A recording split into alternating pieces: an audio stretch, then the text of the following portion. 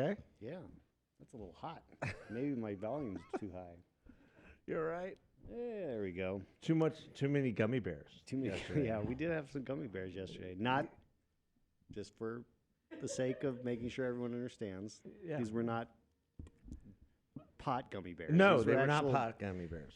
No, I didn't even think about that. Only you would think about that. No, what? Only Yeah. me? Are you kidding me? I've never had pot gummy bears. Are they good? I don't. Yeah, I've never had them. No, we were at the Dodger game yesterday. Dodgers versus Diamondbacks. They lost. And the Dodgers Dodgers lost. The Diamondbacks won, which kind of proves an interesting point that the Diamondbacks look decent. They can put together some wins. Yep. Especially with a crew like And the that Dodgers. was 2 in a row against the Dodgers. Now that the Dodgers had pretty much a perfect game the other day. Yeah. With Mr. Walker Buehler, with no runs in, and so that was great. And then it kind of fell apart. Yeah. But kudos to the Diamondbacks. Kind of a bunch of no names coming up from the farm, and they're putting some stuff together. Yeah. So ownership group has got to be loving that. Interesting season. Maybe a plan is coming together. Yeah. But what else is going on in this world of ours? As listeners may recall, we talked a little while ago about Musk, Elon Musk. We had an episode called "In Musk We Trust," and the idea was, could Musk actually buy Twitter? And if he does, would he take it private? And guess what? He did. Yeah, for like $1 billion more than the asking price. So. Well, I think he gave him a much better deal than that. Yeah, I think it was 44, or settled at 44. Was it the asking was 43? I don't know. Yeah, well, anyway. I mean, they didn't really have an ask because this was just his offer. Yeah, the offer. But he offered at $54 a share, which is more than $10 more than what they were trading at. Yeah. So, do you own any Twitter? I think I do a little bit. Yeah, I did not know if I did. I had to check, and I do. Yeah. Yeah, it's not like a lot. No, I don't know but, a lot. It's like a smidge.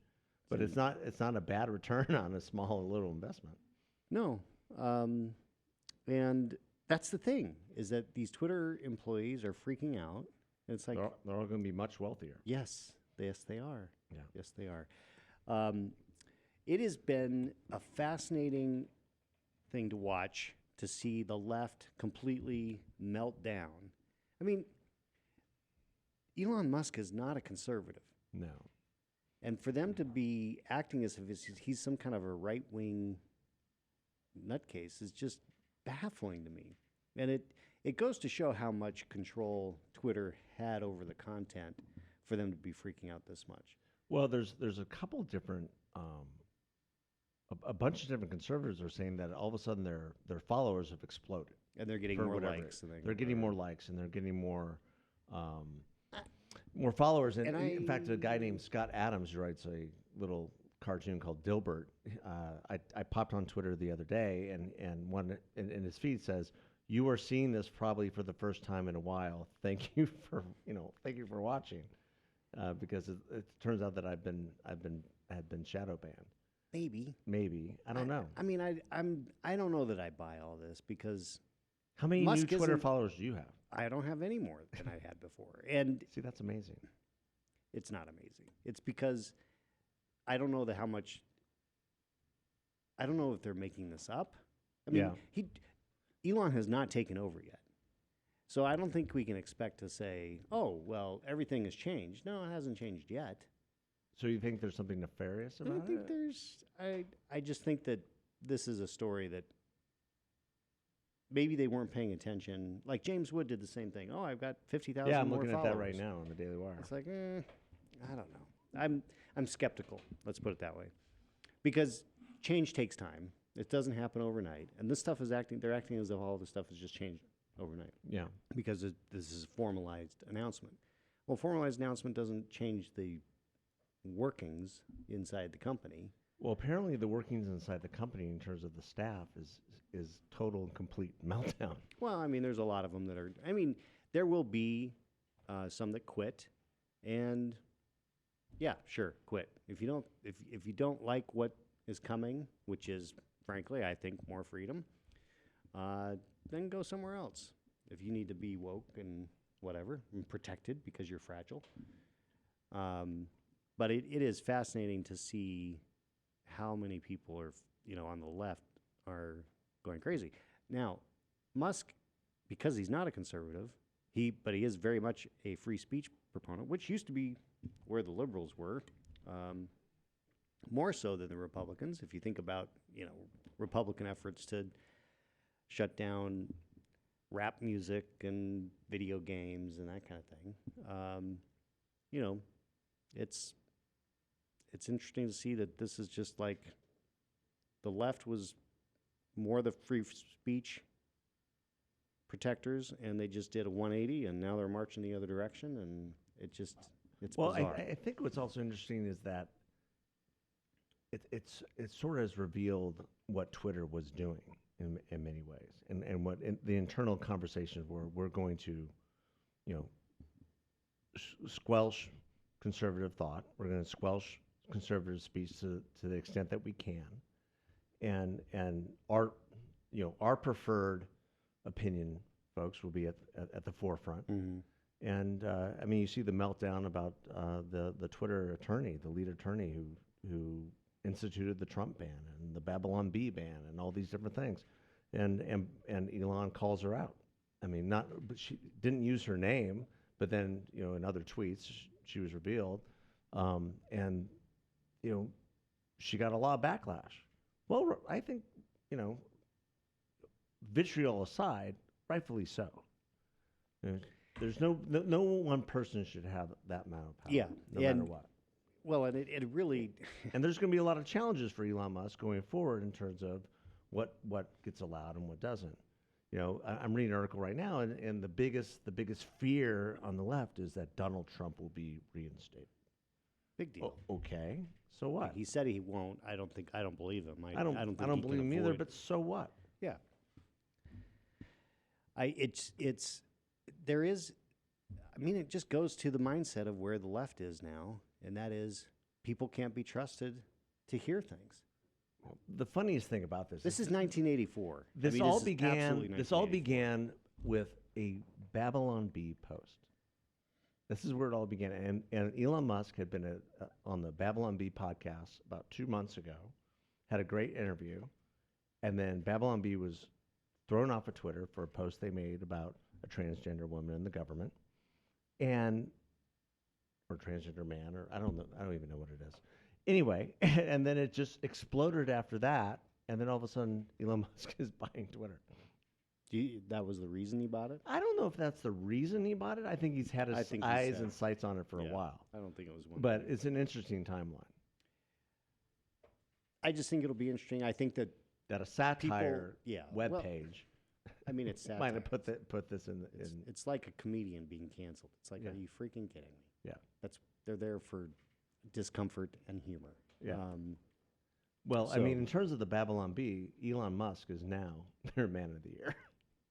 Well, yeah. Although apparently they're not back on. But that wouldn't be satire. No, that wouldn't be satire. So that wouldn't That'd be work. truth. That wouldn't work. It's got to be satire.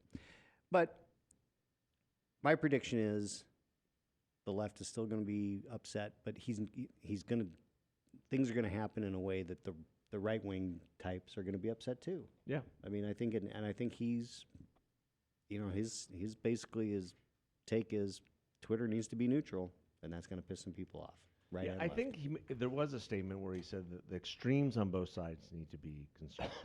I'm not worried about the people who are just engaged in discourse in the middle, or the right or left. So the question, there is, you can look at America and you say there's the extreme hard 10% extreme hard left, the 10% extreme hard right, and then 80% in the middle.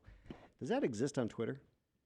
Yeah, I don't think there's 80% in the middle on Twitter. Is Alex Berenson a right winger? No, the guy's a liberal. He's a former New York Times reporter. Exactly. He was seen as a liberal until he decided to. So what happens with follow the science? He's suing Twitter. So what happens with all that? Well, I think if they're smart, they just give him his. And for those Twitter of you who back. don't know who Alex Berenson is, he had a number of articles and tweets that questioned the efficacy of the vaccines. Yeah. And it turned out Which all turned out to be he true. was right. Yeah. Everything he said was absolutely true. Speaking of which, Moderna has filed for emergency use for the children. Children under Yeah. 6. Yeah, I, I don't get it. I was looking. I was actually looking because we were looking at doing a family trip somewhere this summer, and I was looking at a John Hopkins website, which talked about the efficacy and what you need to look out for with vaccines with kids, and it had on all the stuff that we know now not to be true. That if you're vaccinated, you're less likely to transmit the disease. Not Wrong. true. That if you're vaccinated, you're less likely to get sick. Not Wrong. true.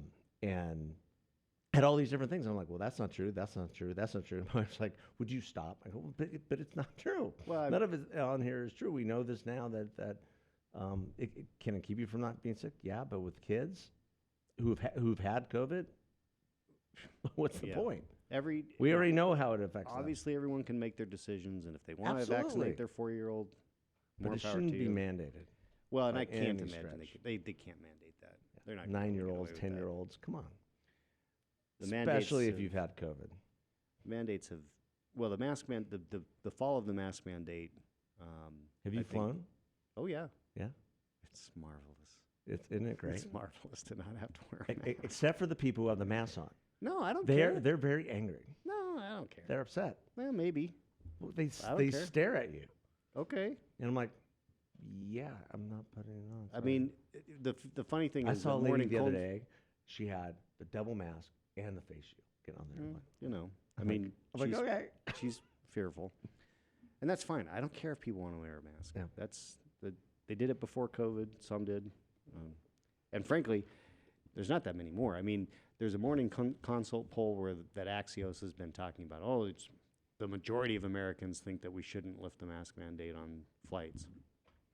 I'm like, well, that's not what I see when I'm on the flight or at the airport. Yeah. I mean, on both flights that I was on, it's 2 or 3, more than 200, maybe about 300 people on the plane. On the first flight, because we were sitting up, not in first, but we were sitting up near the front, we could see who was coming on. 4 people were wearing masks. On the flight back, there were 6. And in the airport, the ratio was probably even lower. Where were you flying to? Dallas. Yeah.